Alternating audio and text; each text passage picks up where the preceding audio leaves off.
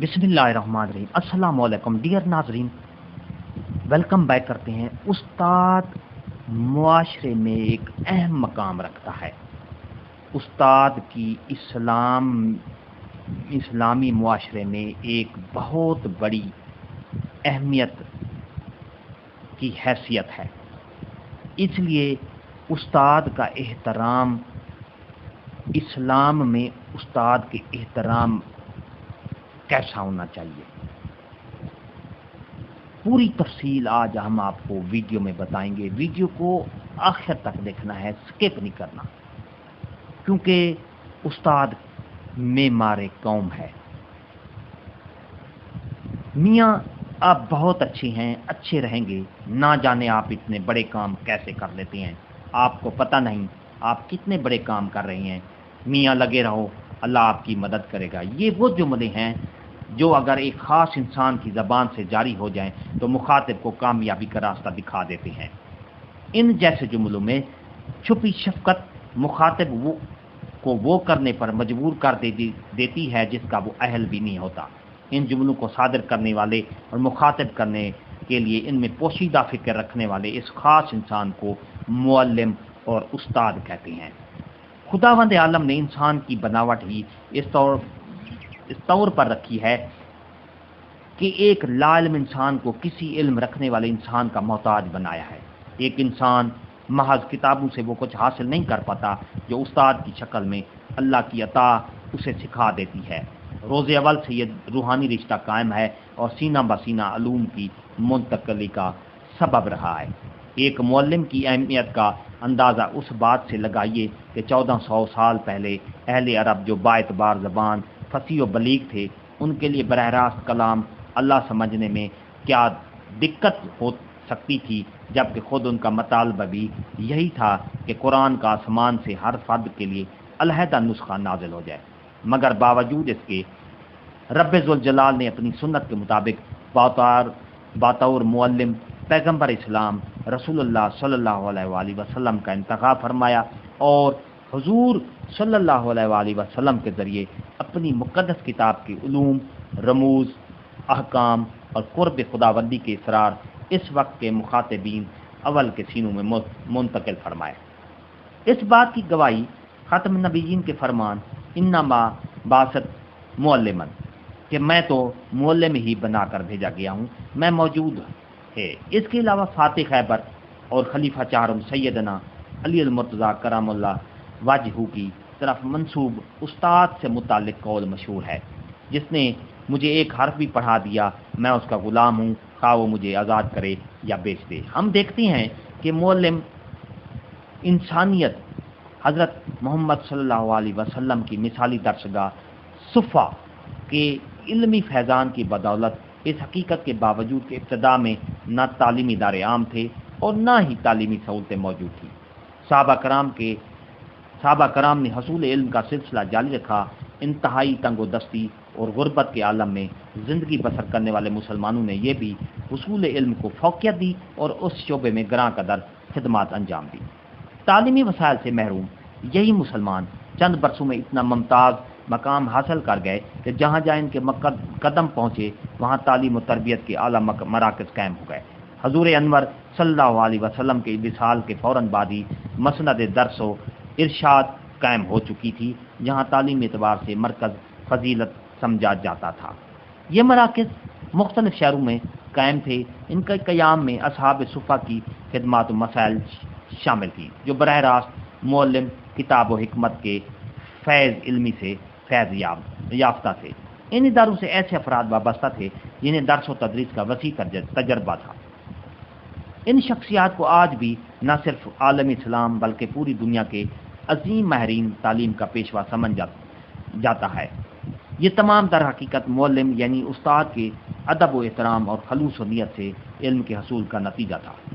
امام اعظم ابو حنیفہ رحمۃ اللہ علیہ سے متعلق بھی ملتا ہے کہ وہ اپنے استاد کے گھر کی سمت اپنے پاؤں پھیلانا بے ادبی سمجھتے تھے۔ صرف علوم دینیہ ہی نہیں بلکہ عصری و فنی علوم میں بھی استاد کا کردار واضح ہے۔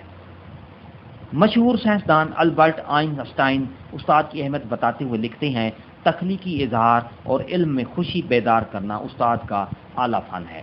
اسی طرح نامور رومی بادشاہ سکندر اعظم استاد کی اہمیت بتاتے ہوئے کہتے ہیں، میں زندگی گزارنے کے لیے اپنے والد کا مقروض ہوں، مگر اچھی زندگی گزارنے کے لیے اپنے استاد کا مقروض ہوں۔ ان جیسے ہزاروں افراد جو علوم و فنون کی بلند و بالا چوٹیاں سر کر چکے ہیں، اپنی کامیابی کا سہرا اپنے اساتذہ کو دیتے ہیں۔ یہ ایسا کیوں کرتے ہیں؟ کیونکہ عجیب بات ہے کہ کامیابی قدم چومنے کے بعد ہی یہ بات صحیح معنوں میں عیاں ہوتی ہے کہ جس فلاح پر انہیں قادر مطلق نے آج پہنچایا ہے، اس کی معراج اسباب کی دنیا میں استاد ہی ہوتا ہے۔ ایک استاد اپنے شاگرد کو نیلے فلک پر اونچی پروان میں دیکھنا چاہتا ہے، گہرے سمندر کی تہہ میں غوطہ لگا کر موتی چنتے ہوئے دیکھنا چاہتا ہے، ترقی کی ان منازل پر دیکھنا چاہتا ہے جہاں شاید وہ خود بھی نہ پہنچ پایا ہو۔ پھر دنیا دیکھتی ہے کہ وہ شاگرد اپنے استاد کی محنت، شفقت اور دعاؤں سے ایسے کارنامے انجام دیتا ہے جو لوگ اس استاد کے مقدر میں تو نہیں ہوتے، مگر شاگرد کے مقدر میں ان کارناموں کے پیچھے وہ استاد ہی ہوتا ہے۔ اپنے محسن کو فراموش کرنا فطرت کی سراسر مخالفت ہے۔ والدین جو انسان کے دنیا میں آنے کا سبب بنتے ہیں، ان کی اپنی اولاد کے لیے فکر اور محنت تو فطرت کا تقاضا ہوتی ہے، مگر ایک استاد تو قوم، ذات، زبان اور رنگ و نسل الگ ہونے کے باوجود بھی اپنے شاگرد سے ایسا گہرا تعلق قائم کرتا ہے کہ شاگرد کی خوشی میں خوش ہوتا ہے، اس کے غم میں غم زدہ ہوتا ہے اور اس کے لیے دربار خداوندی میں منادی بن کر حاضر ہوتا ہے۔ اب دیکھیں، شریعت مطہرہ اور تمام مذہب اس آسمانی میں والدین سے حسن سلوک کا حکم جبکہ بد سلیقی کو ممنوع قرار دیا گیا ہے۔ ان کے احسانات کا دنیا میں صلہ خدمت کے ذریعے جبکہ ان کے وصال کے بعد دعاؤں کی شکل میں دینے کا حکم ہوا ہے۔ جب ان محسنین کے ساتھ یہ معاملہ ہے تو ایسا شخص جو نہ خونی رشتہ دار ہے، نہ دنیاوی مفاد وابستہ ہے، صرف روحانی رشتہ اور اس شاگرد کی فلاح کی غرض سے اس پر احسان کرنے والا ہے، تو بتائیے کہ اس استاد کا کیا مقام ہوگا۔ ترقی یافتہ ممالک کی کامیابی کے رازوں میں سے ایک بہت بڑا راز اپنے اساتذہ کرام کی قدردانی ہے۔ جاپان کے ایک استاد اپنا واقعہ بیان کرتے ہوئے، ایک بار ہوائی اڈے پر مجھے تفتیش کے لیے روکا گیا۔ جب انہوں نے مجھ سے میرا پیشہ پوچھا تو میرے بتانے پر اگلے کئی گھنٹے میں نے خود کو ملک کا صدر محسوس کیا، کیونکہ جس طرح انہوں نے میرا اکرام اور خاطر تواضع کی وہ کسی صدر سے کم نہیں تھی، باوجود اس کے کہ ان میں سے کوئی بھی میرا شاگرد نہیں تھا۔ اس جیسے سینکڑوں واقعات ہیں جس سے اساتذہ کی قدر کا اندازہ لگایا جا سکتا ہے۔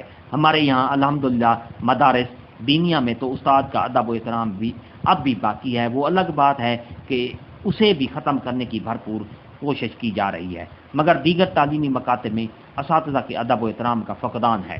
آئے دن طرح طرح کے واقعات سامنے آتے رہتے ہیں۔ اوپر کی گئی تمام باتوں اور موجودہ حالات کو مد نظر رکھتے ہوئے تین قسم کے لوگوں سے تین گزارشات کرنا چاہوں گا۔ پہلی گزارش تو ان خوش نصیب لوگوں سے ہے جو کسی نہ کسی موضوع اور میدان میں کسی استاد کی شاگردی میں ہیں۔ خدا را اپنے اساتذہ کا دل و جان سے احترام کریں۔ ضروری نہیں کہ آپ کا اور ان کا نظریہ ایک ہو۔ نظریہ کے اختلاف کو سبب بنا کر اساتذہ کا ادب دل سے نکالنا بہت بڑے خسارے کی بات ہے۔ یاد رکھیں، اساتذہ کی قدر اور ان کے لیے دعائیں کرنا آپ ہی کی ترقی کا باعث ہے، بلکہ اس سے بڑھ کر اپنی حیثیت کے مطابق اپنے اساتذہ کا خیال بھی رکھیں، کیونکہ یہ وہ ذات ہے جس نے بے غرض ہو کر آپ کو ایک بلند مقام پر پہنچایا ہے۔ آپ کا ان کے لیے کچھ کرنا اس عمل کا نعم البدل تو نہیں ہو سکتا، البتہ ان کی دعاؤں کا موجب ضرور بن سکتا ہے۔ صحابہ کرام کو جو مقام حاصل ہے اس کا سبب معلم کائنات صلی اللہ علیہ وسلم کی اطاعت اور حد درجہ ادب ہے۔ ان مقدس ہستیوں کی زندگی پڑھ کر اساتذہ کرام کے ادب کا طریقہ بخوبی سیکھا جا سکتا ہے۔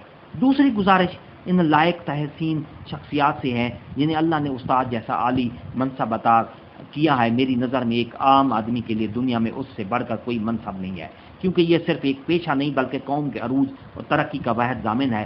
معاشرے کو پروان چڑھانے میں سب سے بڑا کردار ایک استاد کا ہی ہوتا ہے۔ پھر سب سے بڑھ کر سرور دو عالم صلی اللہ علیہ وسلم نے اپنے لیے معلم کا منصب اختیار فرمایا، جس سے اس شعبے کو مزید 4 چاند لگ گئے، لہذا اس منصب کی لاج رکھیں۔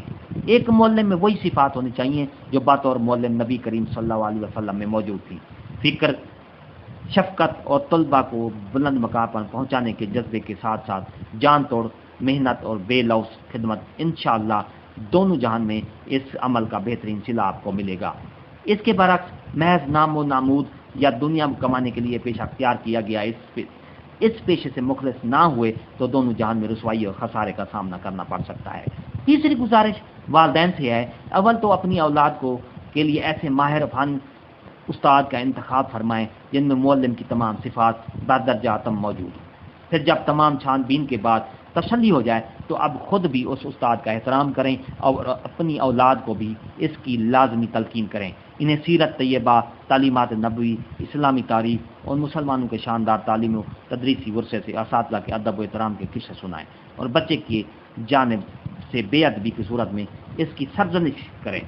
افسوس سے کہنا پڑتا ہے کہ آج والدین بچوں کے سامنے اساتذہ کے لیے اچھے الفاظ استعمال نہیں کرتے، نتیجن بچے کا دل استاد سے بدظن ہو جاتا ہے اور اس کے دل میں ان کے لیے احترام باقی نہیں رہتا، پھر اس کا نقصان بچے اور اس کے والدین دونوں کو اٹھانا پڑتا ہے۔ لہٰذا اس سے اعتراض کریں۔ یہی گزارش تعلیمی اداروں کی انتظامیہ سے بھی ہے، اس حساس معاملے میں وہ بھی اپنا مثبت کردار ادا کریں۔ اس تحریر کا مقصد اس رکاوٹ کو ختم کرنا ہے جو قوم کی ترقی کی راہ میں آڑ بنی ہوئی ہے۔ اس تحریر کے ذریعے اپنے تمام اساتذہ کو خراج عقیدت پیش کرتا ہوں جنہوں نے مجھے اس مقام تک پہنچانے میں ہر ممکن کردار ادا کیا۔ ان کی اس عمل کا صلہ دینے کے لیے میرے پاس نہ تو الفاظ ہیں اور نہ ہی کوئی اور شے، بس ان کے لیے اللہ کے دربار میں ہاتھ اٹھا کر یہ دعا ہے کہ جو اساتذہ حیات ہیں، اللہ عز و جل انہیں سلامتی ایمان اور سلامتی اعضاء کے ساتھ تا حیات دین اسلام اور ملت اسلامیہ کی خدمت کے لیے قبول فرما اور دنیا آخرت میں انہیں سرخ کرو فرما۔ جو اساتذہ اس دار فانی سے کوچ کر گئے ہیں ان کے درجات بلند فرما اور جنت الفردوس میں نبی اکرم صلی اللہ علیہ وسلم کی رفاقت کی صورت میں انہیں ان کی محنت کا بہترین صلہ عطا فرما۔ بالخصوص میرے مربی حضرت استاد جی علامہ ڈاکٹر عبد الحلیم چشتی صاحب رنگ کو، کیونکہ آج جس مقام پر میں ہوں اس تحریر کے شروع میں مذکور انہیں جمل و مشفقت کے طفیل جو حضرت استاد جی نے حوصلہ افزائی کے طور پر مجھ خاکسار کے لیے بافضل الہی انہی جملوں نے مجھ ناکارہ کو کارآمد، نااہل کو اہل اور نالائق کو لائق تحسین امور پر معمور کیا۔ اللہ تعالیٰ مجھ سمیت تمام اہلیان وطن امت مسلمہ کو اپنے اساتذہ کی قدر، احترام اور ان کے لیے دعائیں کرنے کی توفیق نصیب فرمائے، آمین ثم آمین۔ ڈیئر ناظرین، اگر آپ کو یہ ہماری ویڈیو اچھی لگی ہے تو لائک کریں، سبسکرائب کا ریڈ بٹن آپ کے بالکل سامنے ہے، اس کے ساتھ ہی بیل آئیکن کا بٹن ہوتا ہے، جب آپ اس کو پریس کرتے ہیں تو ہماری ویڈیو کا نوٹیفیکیشن جلدی اور آسانی سے آپ کو مل جاتا ہے، کیونکہ ہم آپ کے لیے نئی اپڈیٹ لاتے رہتے ہیں۔ ایک نئی ویڈیو کے ساتھ پھر ایسی ویڈیو کے ساتھ پھر ہم حاضر ہوں گے انشاءاللہ۔ ویڈیو کو شیئر لازمی کیا کریں اپنے فیس بک گروپ پر، واٹس ایپ گروپ پر، پیج پر، تاکہ تمام معلومات یہ تمام ان طلباء تک، ان اساتذہ تک، ان والدین تک یہ پہنچ جائیں، پھر استاد کا احترام جو ہے وہ اپنے عروج پر پہنچ جائے، آمین۔ شکریہ، اللہ حافظ۔